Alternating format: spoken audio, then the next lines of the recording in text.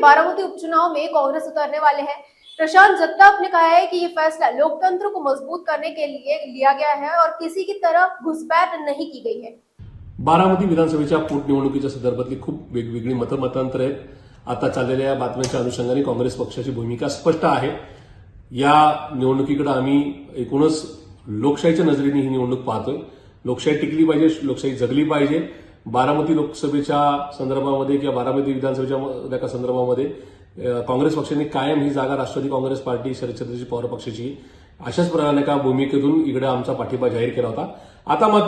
आता ही पोटनिवडणूक जाहीर झाल्यानंतर राष्ट्रवादी काँग्रेस पार्टी शरदचंद्रजी पवार पक्षाच्या राष्ट्रीय कार्याध्यक्षा सन्माननीय खासदार सौ सुप्रियाताई सुळे यांनी त्यांचा पक्ष ही निवडणूक लढवणार नाही आणि उमेदवार देणार नाही अशा प्रकारची घोषणा केल्यानंतरच काँग्रेस पक्षाने इथं आम्ही उमेदवार देऊ किंवा निवडणूक लढू अशा प्रकारची घोषणा केलेली आहे। त्याच्यामुळे कुठल्या प्रकारे काँग्रेस पक्षाने परस्पर घुसखोरी केलेली नाही। या संदर्भामध्ये निवडणूक प्रक्रिया लोकशाही ही जिवंत राहावी, टिकावी अशीच काँग्रेस पक्षाची भूमिका आहे।